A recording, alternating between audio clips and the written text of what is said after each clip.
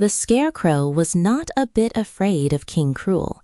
Indeed, he rather enjoyed the prospect of conquering the evil king and putting Gloria on the throne of Jinxland in his place.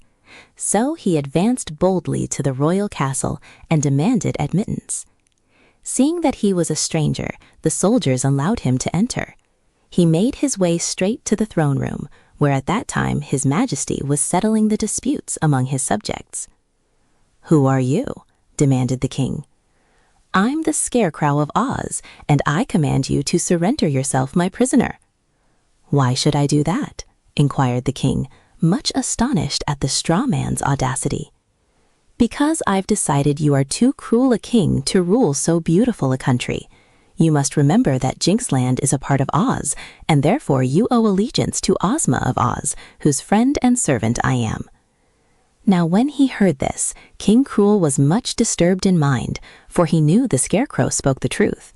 But no one had ever before come to Jinxland from the land of Oz, and the king did not intend to be put out of his throne if he could help it. Therefore he gave a harsh, wicked laugh of derision and said, "I'm busy now. Stand out of my way, Scarecrow, and I'll talk with you by and by." But the Scarecrow turned to the assembled courtiers and people and called in a loud voice, "I hereby declare in the name of Ozma of Oz that this man is no longer ruler of Jinxland. From this moment, Princess Gloria is your rightful queen, and I ask all of you to be loyal to her and to obey her commands."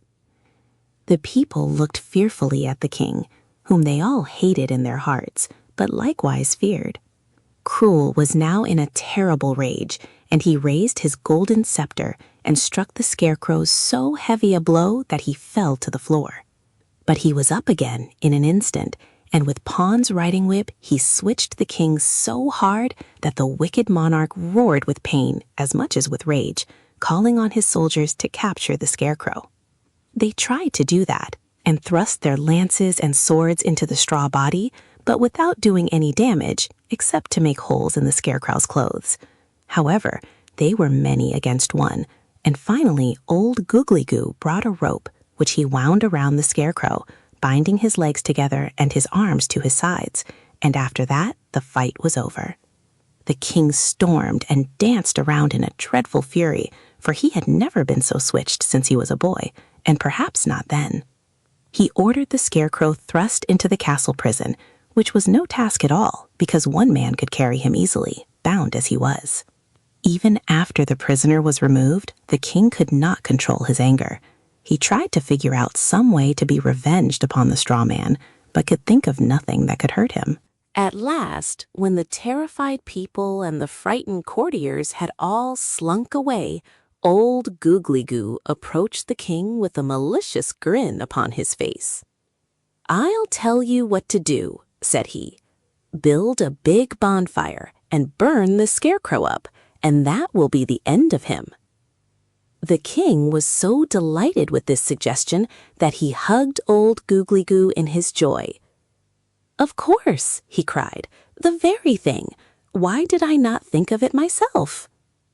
So he summoned his soldiers and retainers and bade them prepare a great bonfire in an open space in the castle park. Also, he sent word to all his people to assemble and witness the destruction of the Scarecrow who had dared to defy his power. Before long, a vast throng gathered in the park, and the servants had heaped up enough fuel to make a fire that could be seen for miles away, even in the daytime. When all was prepared, the king had his throne brought out for him to sit upon and enjoy the spectacle, and then he sent his soldiers to fetch the Scarecrow. Now, the one thing in all the world that the straw man really feared was fire. He knew he would burn very easily, and that his ashes wouldn't amount to much afterward. It wouldn't hurt him to be destroyed in such a manner, but he realized that many people in the land of Oz, and especially Dorothy and the royal Ozma, would feel sad if they learned that their old friend the Scarecrow was no longer in existence. In spite of this, the straw man was brave and faced his fiery fate like a hero. When they marched him out before the concourse of people, he turned to the king with great calmness and said, This wicked deed will cost you your throne, as well as much suffering, for my friends will avenge my destruction. Your friends are not here, nor will they know what I have done to you when you are gone and cannot tell them," answered the king in a scornful voice. Then he ordered the Scarecrow bound to a stout stake that he had had driven into the ground, and the materials for the fire were heaped all around him. When this had been done, the king's brass band struck up a lively tune, and old Googly Goo came forward with a lighted match and set fire to the pile. At once the flames shot up and crept closer and closer toward the Scarecrow. The king and all his people were so intent upon this terrible spectacle that none of them noticed how the sky grew suddenly dark. Perhaps they thought that the loud buzzing sound, like the noise of a dozen moving railway trains, came from the blazing faggots, that the rush of wind was merely a breeze.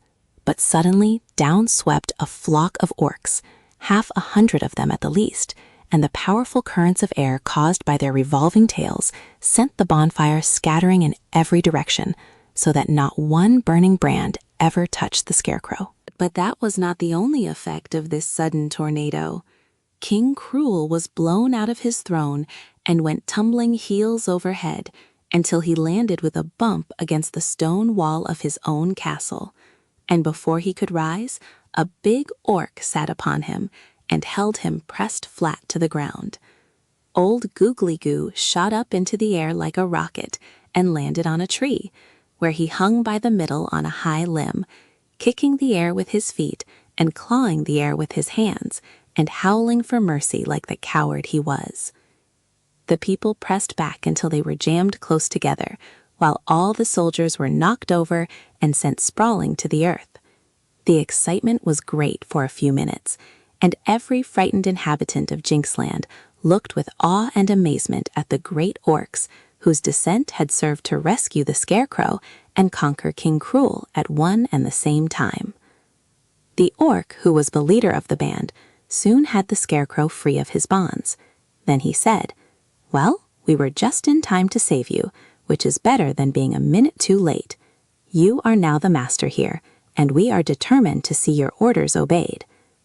With this, the orc picked up Cruel's golden crown, which had fallen off his head, and placed it upon the head of the Scarecrow, who in his awkward way then shuffled over to the throne and sat down in it. Seeing this, a rousing cheer broke from the crowd of people, who tossed their hats and waved their handkerchiefs and hailed the Scarecrow as their king. The soldiers joined the people in the cheering, for now they fully realized that their hated master was conquered, and it would be wise to show their goodwill to the conqueror. Some of them bound Cruel with ropes and dragged him forward, dumping his body on the ground before the Scarecrow's throne. Googly Goo struggled until he finally slid off the limb of the tree and came tumbling to the ground. He then tried to sneak away and escape, but the soldiers seized and bound him beside Cruel. "The tables are turned," said the Scarecrow, swelling out his chest until the straw within it crackled pleasantly, for he was highly pleased. "But it was you and your people who did it, friend orc, and from this time you may count me your humble servant."